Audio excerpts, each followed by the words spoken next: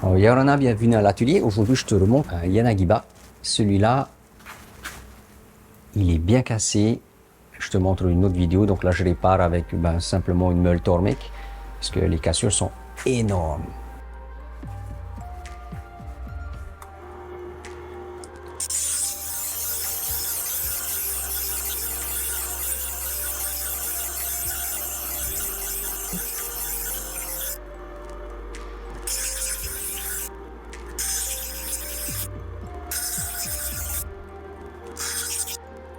Donc pour ce Yanagiba, je vais travailler sur une NSK Kogyo Oboro avec un grain 200. Et on peut voir déjà que c'est assez exceptionnel, la finition elle est vraiment pas mal.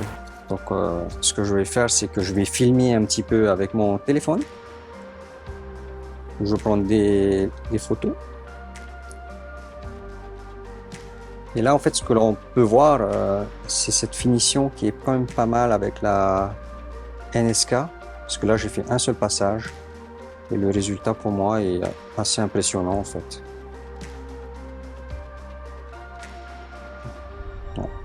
Donc là, petit à petit, je dois uniformiser tout ça. Parce qu'il y avait à la base des cassures tout le long, là, ici. Voilà, Oboro Knife 200. Je continue donc.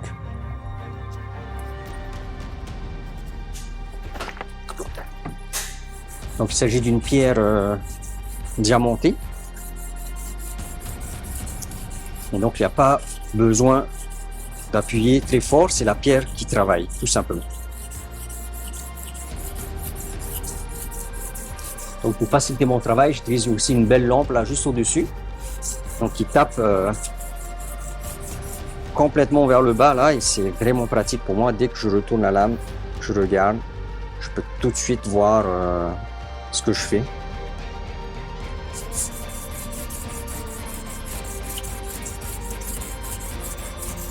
Donc vraiment très peu de pression.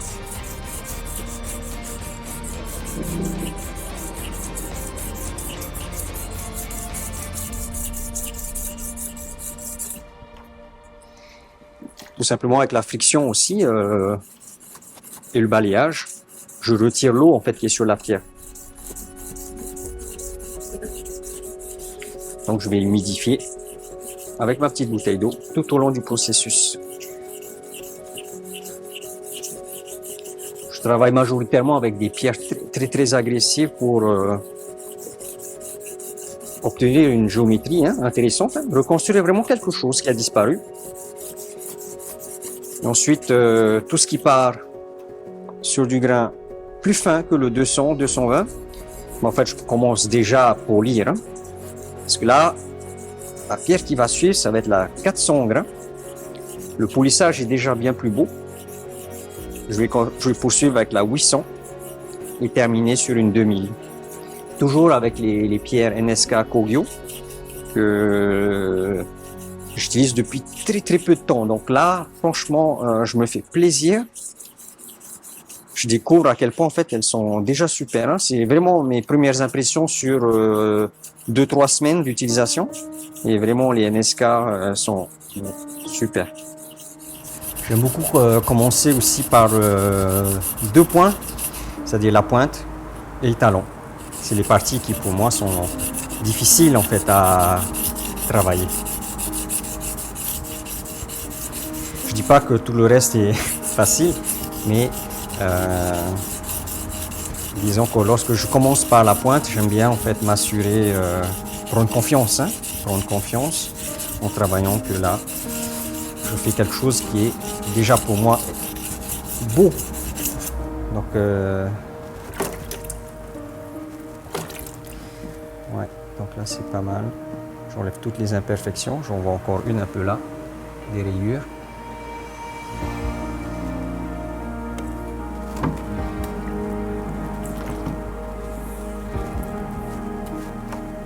La 220 est super, je l'adore.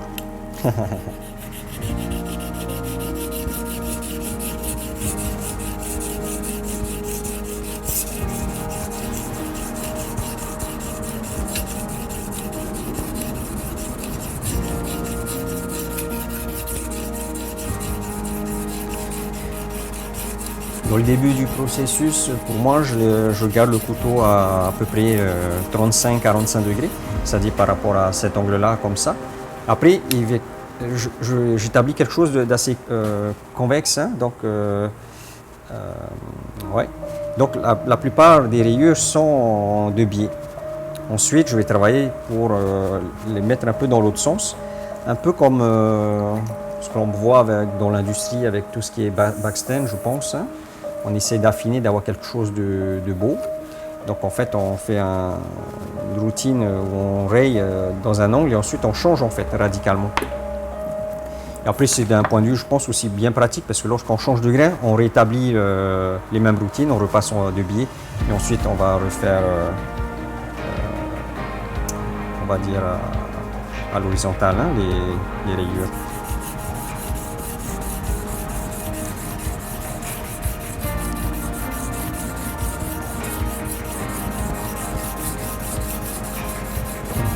Des fois, j'hésite lorsque je discute parce qu'en fait, il y a l'horizontale, deux biais.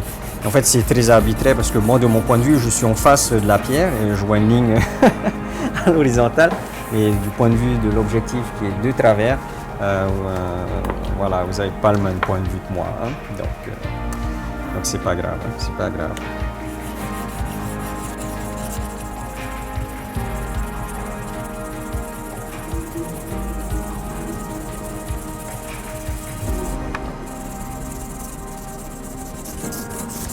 Donc clairement pour moi, pourquoi travailler avec du 220, c'est essentiellement pour complètement retravailler la géométrie. On voit même sur ce couteau ici, là, je suis monté un petit peu, hein, sur la ligne du shinogi, il est passé au-dessus là, ici. C'est vraiment pas mal, hein, je trouve, vraiment pas mal. Voilà. Ça, c'est le grain qu'on arrive à établir avec du 220 NSK Kogyo. Excellent. Très très beau. Pour une reprise totale du Kireha, c'est vraiment pas mal. Et là, voilà, on voit ici, je tape ici, là, je monte complètement la ligne du Shirongi. Là, la ligne du mélange, tranquillement. Après, il faut que je retravaille tout le bas, là. J'ai commencé à faire un petit peu sur les 17 degrés pour voir. Ça me permet de voir à quel point en fait je dois rattraper la ligne du Kireha, pardon, le meulage primaire de Kireha. Allez, on continue, tranquille. Sur ce stade également, avec la pierre 220, je vais unifier donc le Koba et le Kireha, donc le meulage primaire et le taillon. Je vais déjà essayer de travailler sa géométrie convexe, hein. Donc, Hamaguri.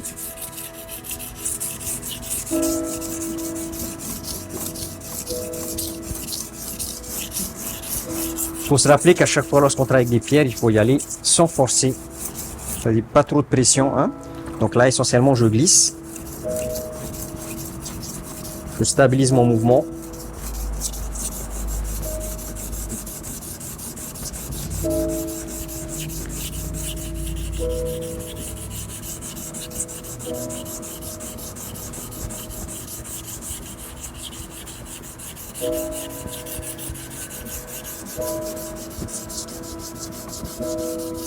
Je commence déjà à passer un peu de changement, enfin je commence à changer déjà mon passage sur la pierre. De biais, je passe à quelque chose de droit. Ma main gauche, toujours en fait en pression sur la pierre. Donc le poids de la main, hein. Là je suis avec deux doigts tranquille, hein. Alors, pas mal, pas mal, pas mal. Ça permet en fait de tout simplement s'assurer, hein, de voir que le Kireha, il est convexifié comme ça, mais aussi un peu dans l'autre sens, hein. Il a une courbure aussi dans ce sens-là aussi de la longueur du couteau. Donc, ok, c'est pas mal.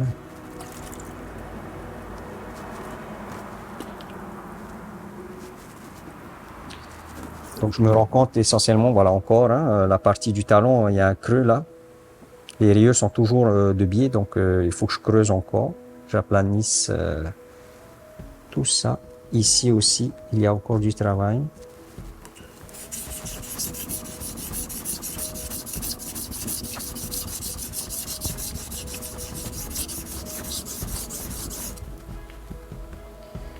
Et je pense que c'est bientôt fini.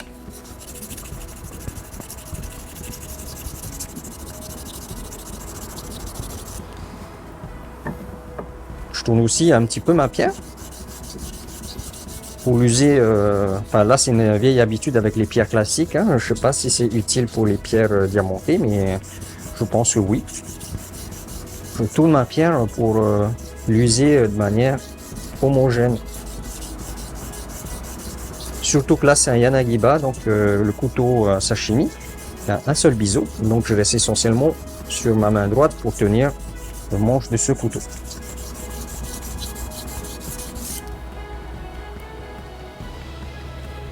Wow, j'adore cette pierre, incroyable. En fait, le grain est tellement, c'est-à-dire, j'ai envie de dire parfait, hein, mais je veux dire là, c'est que, ouais, en très peu de passages, ouais, le résultat est vraiment beau. On voit à quel point en fait la granulométrie de cette pierre NSK est stable, hein. On va voir, hein, peut-être que d'ici 8 mois, lorsque je reviendrai sur le sujet, je vais dire oh, j'ai du mal à dresser cette pierre, à garder la granulométrie.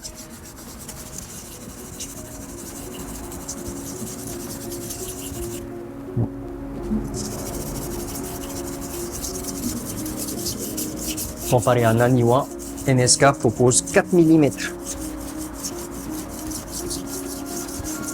de pierre synthétique diamantée.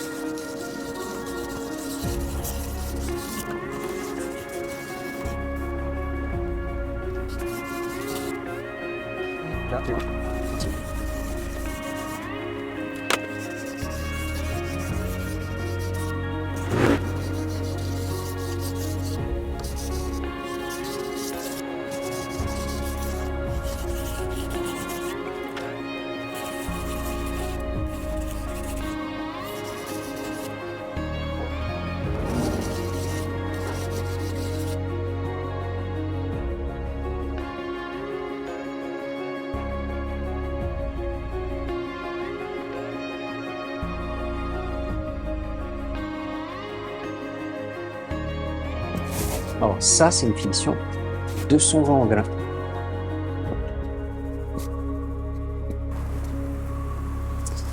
Bien, je crois que je vais passer à la 400.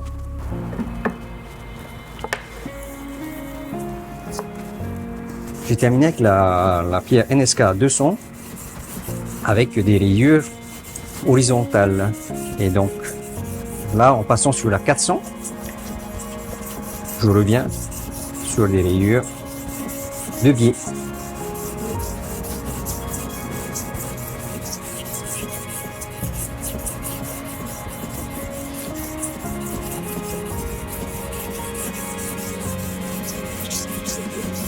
Alors,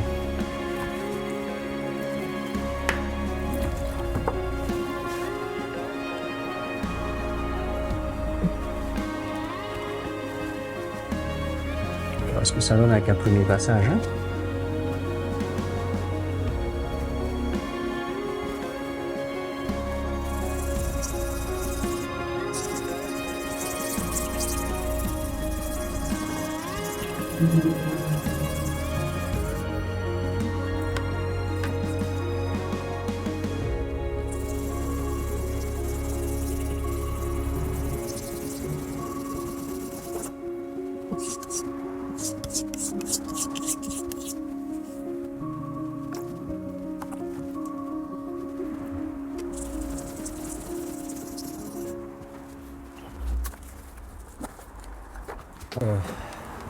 Ils fournissent cette petite pierre. Et je crois qu'il y a marqué grain 300 pour la 400. Et je vois comme il y a un petit bout de métal qui a l'air un petit peu de s'être incrusté à l'intérieur de ma pierre. Voilà, super.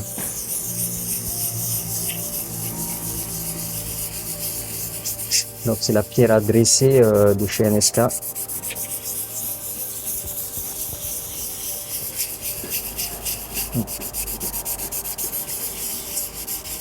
Et comme ça fait que 3 semaines que j'utilise, je vois déjà qu'ici il y avait un changement de grain parce que lorsque je frotte, il n'y a pas le même son du tout. Hein. Donc peut-être qu'ici j'ai pas beaucoup travaillé dans ce coin-là, tout simplement. Voilà, je pense que c'est pas mal. Ça, la sensation au niveau de ce travail-là semble agréable. Allez, maintenant je retire tout ça. Parce que ce que je veux, moi, c'est un polissage avec un grain 400.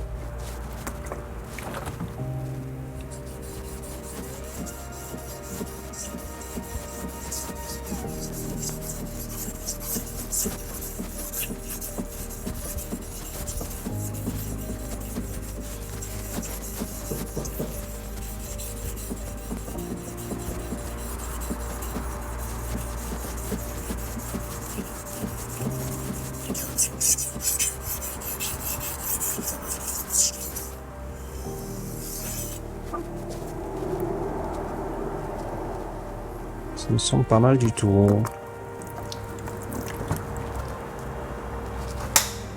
Je vais nettoyer un petit peu ce tranchant. Je peux conserver en fait la petite bavure tout du long hein, du process.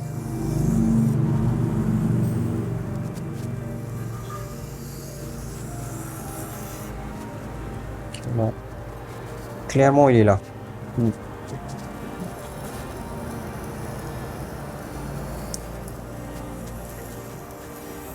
Ouais. Ok.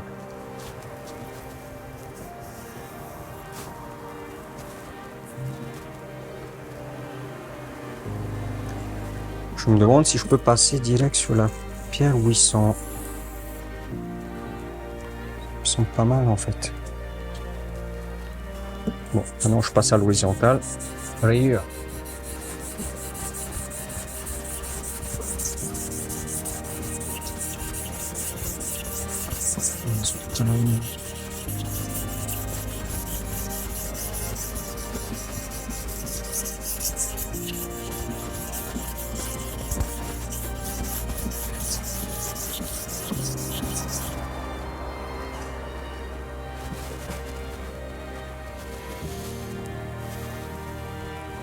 Pas du tout.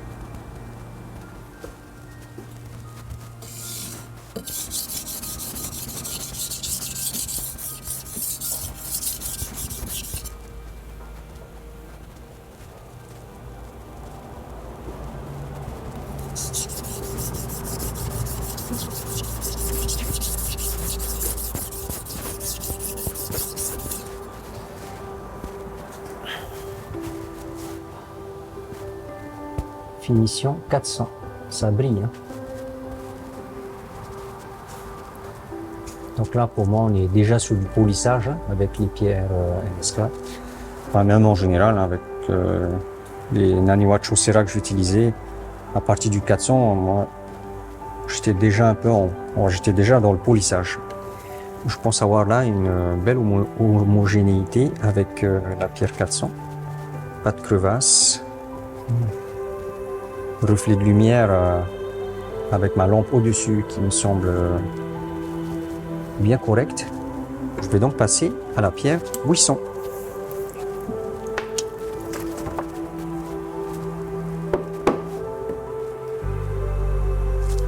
Donc même idée, petite convention entre nous.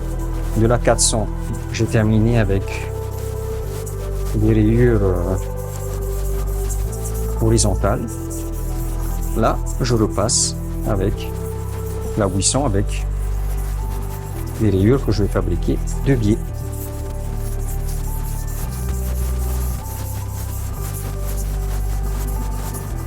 C'est une méthode qui permet en fait de voir hein, l'évolution d'un grain à l'autre assez facilement.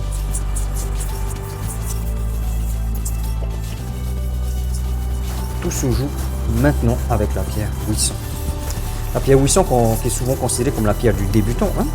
Donc ça veut dire que quelqu'un qui veut se mettre à aiguiser, il devrait avoir dans sa collection la première pierre, le grain 800, qui est une pierre médium. Hein.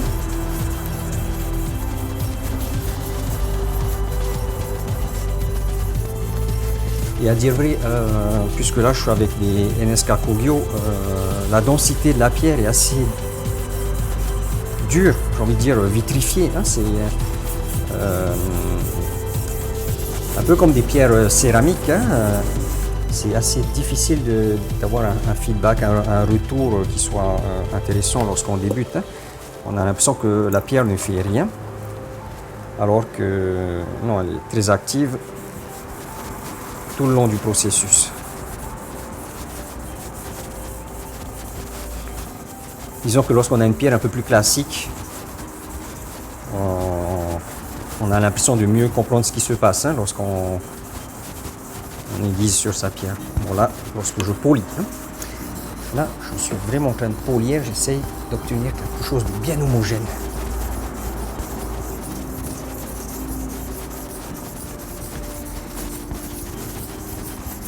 Avec la force de l'habitude, j'essaye en fait d'utiliser toute la surface de la pierre, hein. Un peu comme lorsque l'on le fait avec des pierres plus classiques. À cause de l'usure, une pierre devient concave. Donc en fait, on apprend à maîtriser sa technique en bougeant sur toute la pierre. Alors, la fatigue se fait un petit peu sentir. J'ai envie de dire, se fait bien sentir d'ailleurs. Je commence à bien sentir la fatigue. Alors,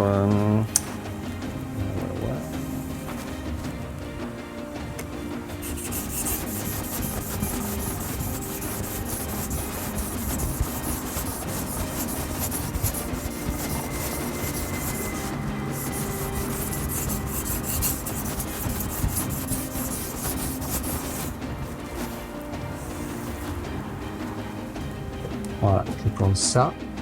Donc, on utilise une pierre 1000 pour dresser une 2000, selon NSK Kogyo. Je pense qu'avec ça, je vais être un peu plus à l'aise.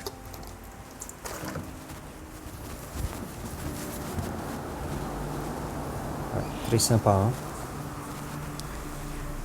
Très sympa. Et c'est vrai qu'à ce stade-là, avec la 2000, on peut voir des défauts qui ressortent un petit peu, là, des pierres précédentes. Enfin, c'est-à-dire que j'ai pas vu à quel point il y avait une concavité. Et je vais essayer de voir si je rattrape quand même avec la 2000. Ouais, ça passe, ça passe. Vraiment, le diamant, c'est génial. Hein, il fait tout le taf. Là, je suis à la 2000. Je vais essayer de me débarrasser de la bavure qu'il y a sur tout le taillon. Donc, ah voilà, déjà, un petit peu.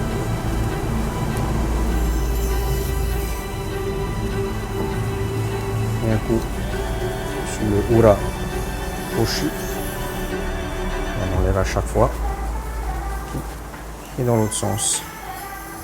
Voilà.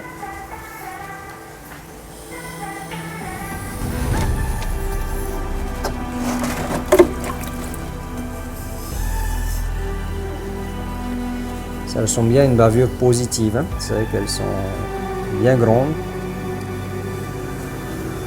très malléables et difficiles à démorphiler. Il y a eu le diamant, heureusement, qui coupe constamment. Donc là, il fait le taf. Il fait le taf.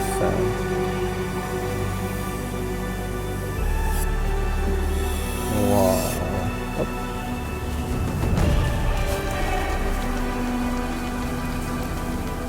Encore.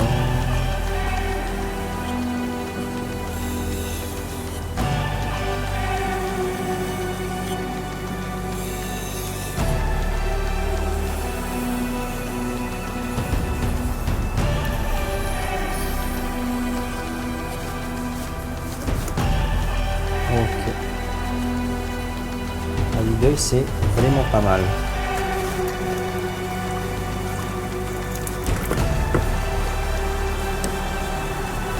Je profite pour polir encore un petit peu.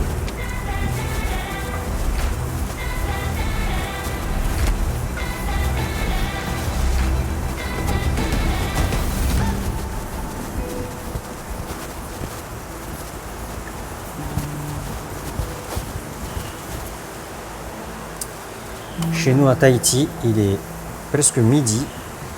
Ah si, il est midi 4. Et il flotte total dehors. Donc je fais la petite pause. À plus.